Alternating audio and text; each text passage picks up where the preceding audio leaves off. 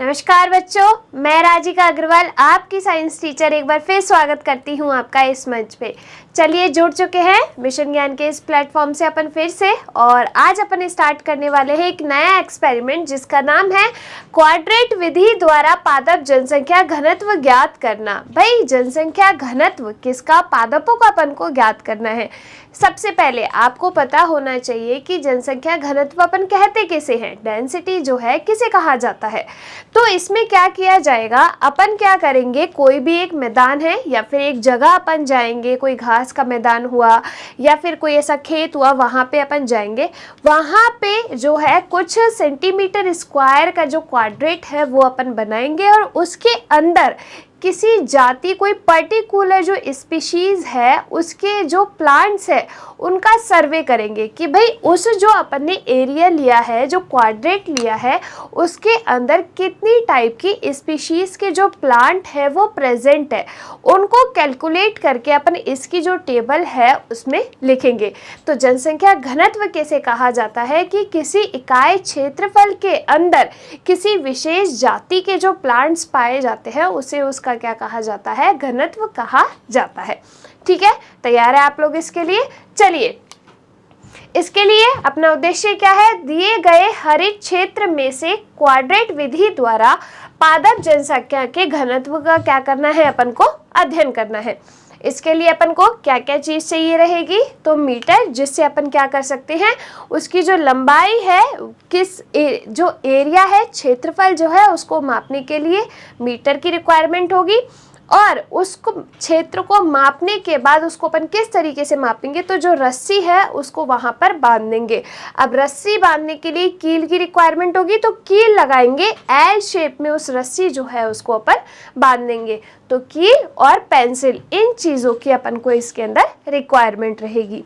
आगे चलिए, सिद्धांत क्या है भाई, तो इकाई क्षेत्रफल में किसी जाति विशेष के पौधों की जनसंख्या को अपन क्या कहा जाता है, कोई भी एरिया जो अपन ने लिया, जैसे मान लीजिए अपन ने लिया 40 × 40 सेंटीमीटर स्क्वायर, कितना, 40 × 40 सेंटीमीटर स्क्वायर अपन ने क्षेत्रफल लिया उस एरिया में। और उसमें देखेंगे कि भाई जो पर्टिकुलर स्पीशीज है, मान लीजिए कि अपन ने 2-3 स्पीशीज ले ली अलग अलग पादप की, जो अपन को उस क्षेत्र के अंदर मिली, वो जो एरिया लिया उसके अंदर मिली, तो उसकी जो संख्या है, उस जाति विशेष के पौधों की संख्या को ही अपन क्या कहते हैं, जनसंख्या घनत्व कहा जाता है। ठीक है, आगे चीज समझ में। चलिए, क्वाड्रेट या फिर वर्ग जालिका विधि, सबसे पहले तो अपन को पता होना चाहिए कि क्वाड्रेट अपन को बनाना कैसे है। तो देखिए, इस विधि में सैंपल यूनिट का माप क्षेत्र निश्चित होता है, इसमें क्वाड्रेट का आकार निश्चित होता है तथा क्वाड्रेट वर्गाकार होता है। तो क्या किया जाएगा, इसके लिए जो है एक रस्सी लेंगे अपन और उसको एल शेप में कील से जो है बांध देंगे। ठीक है, फिर इसको जो है इस तरीके से, जैसे अपन ने मान लीजिए कि 10 × 10 का बनाया, अगर वो जो अपन वर्ग बना रहे हैं वो कितने का बनाया, मान लीजिए 10 × 10 सेंटीमीटर स्क्वायर का बनाया।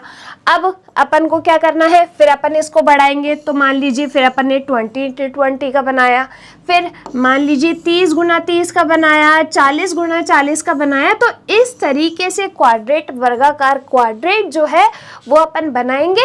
और कब तक इस तरीके से इसको लेंगे कि जब तक कि इसमें जो जाति है, भाई पौधों की पाई जाने वाली जाति है, जो स्पीशीज है, वो कांस्टेंट नहीं हो जाए, नियत नहीं हो जाए। कि भाई मान लीजिए कि मैंने बना दिया 50 × 50 तक, उसके बाद जब मैंने 60 और जब मैंने 50 × 50 बनाया, उसके अंदर 5 टाइप की स्पीशीज अपन को मिल गई। ठीक है, अब मान लीजिए कि मैंने बनाया 60 × 60 और उसमें भी अपन को 5 मिली, 70 का बनाया तो भी 5 ही मिली। यानी कि जो अब स्पीशीज है पादप की, प्लांट्स की, वो क्या हो गई, कांस्टेंट हो गई। तो जब भाई एक उस पे रुक जाए कि भाई इससे ज़्यादा स्पीशीज अपन को नहीं मिल रही है, तो अपन उतने तक का एरिया लेकर के उसका क्या बना लेते हैं, क्वाड्रेट बना लेते हैं। ठीक है, तो इस विधि के द्वारा अपन क्या ज्ञात करते हैं, इसकी जनसंख्या घनत्व जो है वो ज्ञात किया जाता है। चलिए आगे देखिए, इस तरीके से अपन ये क्वाड्रेट बनाते हैं।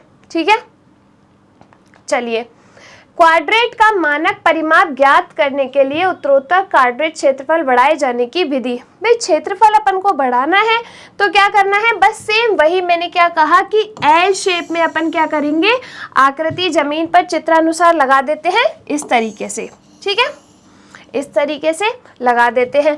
पहले लेंगे 10 इंटू 10 का, जैसे मान लीजिए कि ये 10 है, यहाँ से 0, मैं यहाँ से करती हूँ इसका माप लेती हूँ तो 20, 30, 40 इस तरीके से, ठीक है। ये किस में है, आपके सेंटीमीटर्स में है, किस में है, सेंटीमीटर में। यहाँ पे भी आप सेंटीमीटर में लेते चलिए, 10, 20, 30, फिर इधर 40, फिर 50 इस तरीके से। और जैसे जैसे अपन इसको बढ़ाते जाएंगे भाई, स्पीशीज की जो संख्या है वो भी अपनी क्या होती जाएगी, बढ़ती जाएगी। देखिए, दूसरी रस्सी व कील की सहायता से 10 इंटू 10 सेंटीमीटर स्क्वायर का वर्ग बनाते हैं। इस वर्ग में आई सभी जातियों का नाम व संख्या रिकॉर्ड कर लेते हैं। मान लीजिए कि ये जो अपन ने वर्ग बनाया 10 इंटू 10 का, इसके अंदर कोई भी जितनी भी स्पीशीज आ रही है, जैसे 3 टाइप के कोई भी प्लांट्स अपन को प्राप्त हुए, XYZ कोई भी ले लो, मान लीजिए कि XYZ ये 3 टाइप के प्लांट अपन को इसके अंदर प्राप्त हुए, तो उन सभी के नाम और सभी की जो संख्या है, यानी कि X जो है अपन को कितने मिले, मान लीजिए 4 मिले, Y जो है 5 मिले, Z टाइप के जो प्लांट्स है वो अपन को 6 मिले, इस तरीके से जो है अपन लिख लेते हैं। चलिए आगे, अब वर्ग के आकार को बढ़ाते हुए यहाँ तक अपन ने क्या किया, 10 इंटू 10 वाला लिया। अब इसके आकार को बढ़ाएंगे, यानी कि 20 इंटू 20 कर लेंगे मान लीजिए, या फिर जब कंटिन्यू इसको बढ़ाते जाएंगे 30 इंटू 30 कर लिया, 40 इंटू 40 कर लिया, ठीक है। ये क्षेत्रफल जब अपन इसका लेते जाएंगे, और कब तक ये क्षेत्रफल अपन इंक्रीज करेंगे इसका, जब तक कि इसमें जो स्पीशीज है उनका नंबर क्या नहीं हो जाए, कांस्टेंट नहीं हो जाए, कि भाई जो नियत नहीं हो जाए, तब तक अपन इसका जो क्षेत्रफल है उसको बढ़ाकर लेते हुए चलेंगे। देखिए, और इसमें आए पादपों की जातियों की संख्या व उनका नाम लिख लेते हैं। इस प्रकार हम वर्गों की संख्या 40 इंटू 40 सेंटीमीटर स्क्वायर तथा उससे भी आगे बढ़ा सकते हैं। भाई जब तक बढ़ाएंगे जब तक कि उसमें स्पीशीज का नंबर क्या नहीं हो जाए, कांस्टेंट। जब तक करते हैं जब तक कि वर्ग में जातियों की संख्या क्या नहीं हो जाती, स्थिर नहीं हो जाती, जातियों की संख्या नियत हो जाती है, वही हमारा क्वाड्रेट का क्या होता है, आकार होता है। मान लीजिए कि 50 इंटू 50 पे क्या 50 गुणा 50 सेंटीमीटर स्क्वायर क्षेत्रफल पे जो है अपनी जातियों की संख्या क्या हो गई, निश्चित हो गई, नियत हो गई। तो जो अपना क्वाड्रेट का माप होगा वो क्या होगा, अपना 50 इंटू 50 सेंटीमीटर स्क्वायर होगा, ठीक है। और जो है ठीक इसी विधि से हम क्वाड्रेट की न्यूनतम संख्या का भी पता लगा सकते हैं कि भाई कितने क्वाड्रेट अपन ने कम से कम बनाए और कितने क्वाड्रेट अपने ज़्यादा से ज़्यादा बने, ठीक है। और इस तरीके की टेबल जो है अपन को इसके अंदर बनानी है। जब ये एक्सपेरिमेंट अपन करेंगे और करने के बाद सारी चीज़ों को कैलकुलेट करके इस टेबल के अंदर अपन लिखेंगे, ठीक है। तो इस तरीके से अपन इस प्रैक्टिकल को जो है स्टार्ट करते हैं और सारी जो है जितनी भी वैल्यूज अपनी आएगी इस टेबल के अंदर अपन इसको लिख लेंगे, ठीक है। चलिए स्टार्ट करते हैं अपना प्रैक्टिकल।